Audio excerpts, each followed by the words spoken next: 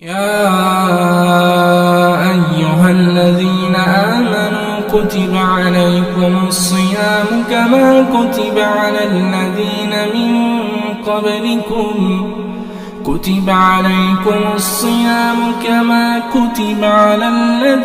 من قبلكم لعلكم تتقون. بعد فيقول الله جل شأنه في تنزيله الحكيم بعد أعوذ بالله السميع العليم من الشيطان الرجيم بسم الله الرحمن الرحيم وأن تصوموا خير لكم إن كنتم تعلمون. کرم سامعین، کل کے درس میں روزے کے کچھ فوائد آپ کے سامنے بیان کیے گئے تھے، اور ایک چیز ہمیں جاننا چاہیے کہ اللہ سبحانہ و تعالیٰ کے ناموں میں سے ایک نام ہے حکیم، حکمت والا۔ اس کا کوئی بھی حکم ہوتا ہے نا، اس کے اندر بہت سارے ریزنز ہوتے ہیں، بہت سارے فوائد ایسے ہوتے ہیں جو ہو سکتا ہے ہمارا ذہن اس کو ابھی نہیں پا سکتا۔ وقت کے ساتھ ساتھ، زمانے کے ساتھ لوگوں نے ان چیزوں کی اہمیت کو دوسرے اعتبارات سے جانا کہ روزہ بھی ویسے ہی۔ کچھ فوائد کل آپ کے سامنے آئے ہیں روزے کے فوائد میں سے ایک اور اہم فائدہ یہ ہے کہ یہ ہمارے معاشرے کو عبادت کے رنگ میں رنگ دیتا ہے۔ الحمدللہ مسلم سوسائٹی کہیں بھی چلے جائیں، مشرق سے لے کر مغرب تک، تو ایک عجیب سما نظر آتا ہے، اب پورے معاشرے پہ، سوسائٹی پہ عبادت کا رنگ غالب نظر آتا ہے۔ یہاں تک کہ وہ لوگ بھی جو سال بھر دین سے کوئی واسطہ نہیں رکھتے ہیں، وہ بھی کوشش کرتے ہیں کہ مسلمانوں کے ساتھ وہ اس عظیم عبادت میں شریک رہیں۔ کسی کو روزہ نہیں رکھنا ہے تو منہ چھپائے پھرتا ہے، اور کسی غیر مسلم کے ہوٹل میں بھی پردے کے پیچھے جا کے کچھ کھائے گا۔ تو یہ روزے کی کمال خوبی ہے کہ یہ پوری دنیا میں بسنے والے مسلمانوں کے اوپر عبادت کا ایک سما پیدا کر دیتا ہے، ان کے اندر انہیں عبادت کے رنگ میں رنگ دیتا ہے، ان کے اندر عبودیت کا مادہ پیدا کرتا ہے، سارے لوگ کے اندر ایک عجیب سا جذبہ پیدا ہو جاتا ہے بندگی کرنے کا۔ یہ ایک بڑی خوبی ہے روزے کی۔ اسی طرح روزے کے فوائد میں ایک فائدہ یہ بھی ہے کہ روزہ ہمیں امانت دار بناتا ہے۔ جب آپ ان چیزوں میں امین ہیں جن چیزوں سے بچنے کا اللہ نے آپ کو حکم دیا ہے، خیانت نہیں کرتے، چپکے سے جا کے تنہائی میں کھاتے پیتے نہیں ہیں، یہ احساس ہے کہ اللہ دیکھ رہا ہے، تو امانت کا یہ جذبہ دوسری چیزوں میں بھی دکھائے گا رنگ۔ جب آپ کسی کے ہاں کام کرتے ہیں امپلائی کی حیثیت سے، تو آپ کوشش کیجئے گا کہ اس کی جو اجرت آپ کو ملتی ہے نا، اس اجرت کے مطابق اپنی ڈیوٹی صحیح طریقے سے نبھائیے۔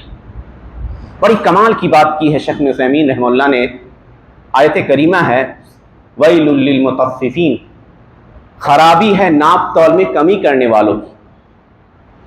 ابن عثیمین رحمہ اللہ نے لکھا کہ یہ حکم صرف ان لوگوں کے لیے نہیں ہے جو کوئی سامان ناپ تول کر بیچتے ہیں، بلکہ ہر وہ شخص سماج کا جو کسی بھی ذمہ داری اس کو دی جاتی ہے اور اس ذمہ داری کو وہ صحیح طور سے نہیں نبھاتا ہے، وہ اس وعید میں شامل ہے۔ آپ کا کام ہے کہیں ٹیچر کی حیثیت سے ٹیچنگ کرنا، آپ جا کے وقت پاس کرتے ہو، بچوں کو پڑھاتے نہیں، یا پڑھاتے بھی صحیح سے نہیں پڑھاتے، ان کے مستقبل سے، فیوچر سے کھیلتے ہیں، تو آپ اس وعید میں شامل ہے کہ ہلاکت ہو ایسے لوگوں کے لیے جو اپنی ذمہ داری کو صحیح سے نہیں نبھاتے۔ ہر وہ شخص جس کو کوئی ذمہ داری دی گئی اور وہ اس ذمہ داری کو کما حقہ نہیں ادا کرتا ہے، وہ اس وعید میں شامل ہو جائے گا۔ بہت سارے غیر مسلموں نے، یا کہہ دیجئے ان کے اپنی کمپنیوں میں کام کرنے والے مسلمان ورکروں کو آزمانے کی بھی کوشش کی، بہت سارے پیسے دے کے، آئی فون اور نہ جانے کن کن چیزوں کی لالچ دے کے ان کو روزہ توڑنے پر آمادہ کرتے، اور اگر ان میں سے کوئی شخص روزہ توڑ دیتا تو رمضان گزرنے کے بعد اس کو اپنی کمپنی سے نکال دیتے تھے. کہتے تھے کہ تم تو اپنے مذہب کے ساتھ کھلواڑ خیانت کر لیے، تو کیا بعید ہے کہ تم میری کمپنی میں رہ کے بھی خیانت کرو. اور ان لوگوں کو رکھ لیتے تھے جو لوگ روزہ کسی حال میں توڑنے پر آمادہ نہیں تھے. تو یہ روزہ ہمیں امانت دار بناتا ہے. یہ روزہ شہوانی خیالات کو کنٹرول کرتا ہے. اسی لیے ابن القیم رحمۃ اللہ علیہ لکھتے ہیں کہ روزے کے اندر ایک عجیب سی تاثیر ہے کہ یہ انسان کی ظاہری اور باطنی اعضاء کی حفاظت کرتا ہے. ابن الحمام مشہور حنفی عالم گزرے ہیں، فتح القدیر ان کی مشہور کتاب ہے ہدایہ کی شرح. وہ لکھتے ہیں کہ روزہ نفس امارہ کے فتنوں سے انسان کو بچاتا ہے. اور یاد رکھیے اسی لیے پیارے نبی صلی اللہ علیہ وسلم نے ہر اس شخص کے لیے جو شادی کرنے پر قادر نہیں ہے کسی وجہ سے کہا کہ روزہ رکھو، کیونکہ روزہ شہوت کو کنٹرول کرتا ہے. اور بڑی عجیب حکمت علماء نے ذکر کی ہے کہ ہر مہینے کے 13، 14، 15 جس کو ایام بیز کہا جاتا ہے، ایام بیز کہا جاتا ہے، شریعت نے کہا کہ مستحب ہے کہ آپ یہ روزہ رکھیں. علماء نے اس کی وجہ جاننے کی کوشش کی کہ کیوں ایسا ہے، اسپیشلی 13، 14، 15 کو ہی کیوں رکھیں، 1، 2، 3 کو کیوں نہیں رکھیں، یا کسی اور دن میں کیوں نہ رکھیں مہینے میں. تو علماء نے لکھا ہے کہ یہ وہ 3 دن ہوتے ہیں 13، 14، 15 جب چاند اپنے پورے شباب پہ ہوتا ہے اور اس کی روشنی جب پڑتی ہے سمندر پہ تو سمندر سے ایک طرح سے جوار بھاٹا اپڑتا ہے. تو انسانی خون بھی جوش مارتا ہے ان 3 دنوں میں، اس کی شہوت انسان کی بڑھ جاتی ہے. تو شریعت نے کہا کہ اس کو اگر کنٹرول کرنا ہے تو اس میں ان 3 دن روزہ رکھو تاکہ وہ کنٹرول میں رہے. ہماری صحت میں اضافہ کرتا ہے، اور یہ تو آج جا کے سائنس نے پوری طرح پروف کر دیا. عرب کا مشہور طبیب تھا، مسلمان ہو گیا تھا، حارث ابن کلدہ. نبی صلی اللہ علیہ وسلم بسا اوقات صحابہ کو بھیجا کرتے تھے اس کے پاس. وہ کہتا ہے کہ المعدہ بیت الداء، انسان کا جو پیٹ ہے نا یہ بیماریوں کا گھر ہے. والحمیۃ رأس الدواء، اب پرہیز پریونشن یہ سب سے اہم دوا ہے. روزہ رکھنا ہماری دماغی صحت کو، کوگنیٹو جو فنکشن ہے اس کو بڑھاتا ہے، اسٹریس کے لیول کو کم کرتا ہے. جب ڈاکٹر ہیں امیہ لاہوت، وہ کہتی ہیں یونیورسٹی میں کہ انہوں نے اب تجربہ کیا کہ بچوں کی یادداشت کی صلاحیت کیسے بڑھتی ہے. چنانچہ انہوں نے کچھ بچوں کو مخصوص پیریڈ کے لیے روزہ رکھنے کے لیے کہا، اور اس پیریڈ میں ان کو کچھ ٹاسک دیے یاد کرنے کے لیے، اور کچھ بچوں کو جن کو کہا جو روزہ سے نہیں تھے ان کو بھی دیا سیم چیز.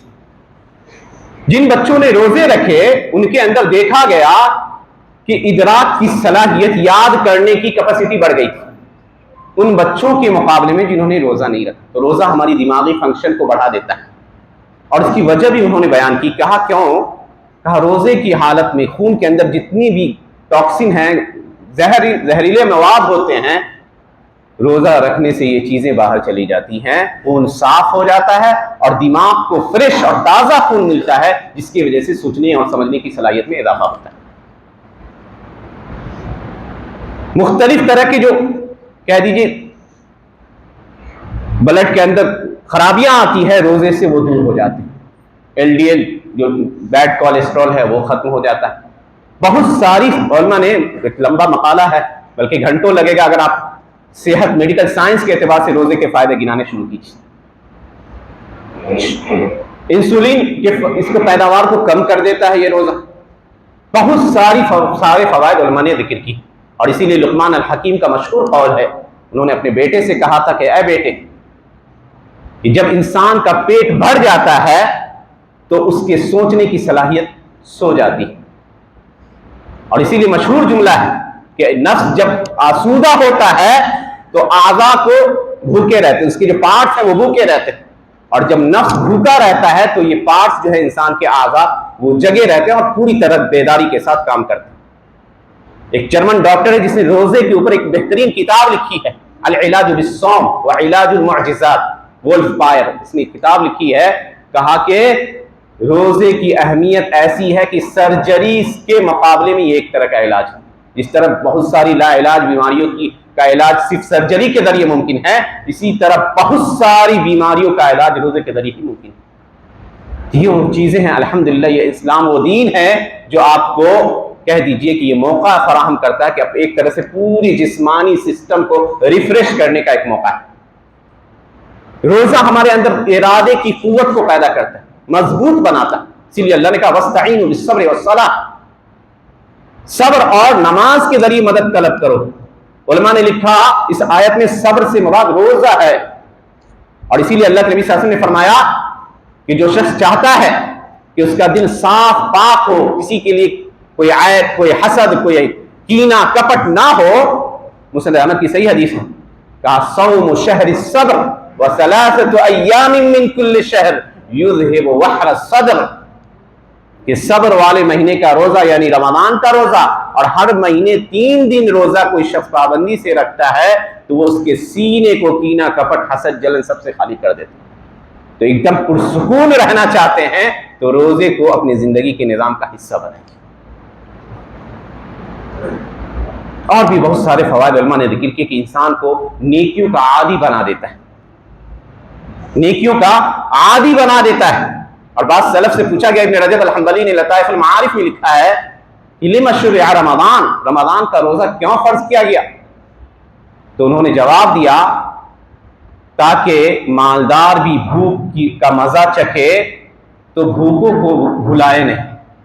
جب ایک مالدار شخص بھوک کا مزہ چکھے گا تو ان لوگوں کا خیال کرے گا جو سماج میں بھوکے ہیں، ان کو کھلائے گا. اور اسی لیے شریعت نے کہا من فطر صائما كان له مثل اجره غیر انه لا ينقص من اجر الصائم شيء، کہ جو کسی روزے دار کو افطار کراتا ہے اس کو اس روزے دار کے برابر ثواب ملتا ہے، روزے دار کے اجر میں کسی کمی کے بغیر. اور اسی لیے امام شافعی رحمۃ اللہ علیہ کہتے تھے کہ میں پسند کرتا ہوں کہ انسان کو اس مہینے میں سخاوت کا مظاہرہ کرنا چاہیے، کیونکہ اللہ کے نبی صلی اللہ علیہ وسلم سخاوت کا مظاہرہ کرتے تھے. لوگ بہت سارے لوگ کمائی دمائی کو چھوڑ کر عبادت کی طرف متوجہ ہو جاتے ہیں تو ان کی ضرورتوں کا خیال کرتے ہوئے آپ اپنی سخاوت کا مظاہرہ کیجیے. تو یہ روزے کے کچھ فوائد تھے جو آپ کے سامنے بیان ہوئے. انشاءاللہ اسی سلسلے کی باتیں آئندہ درسوں میں بھی آئیں گی. اللہ سبحانہ و تعالیٰ سے دعا ہے کہ اللہ سبحانہ و تعالیٰ ان باتوں پر ہمیں عمل پیرا ہونے کی توفیق عنایت فرمائے. آمین.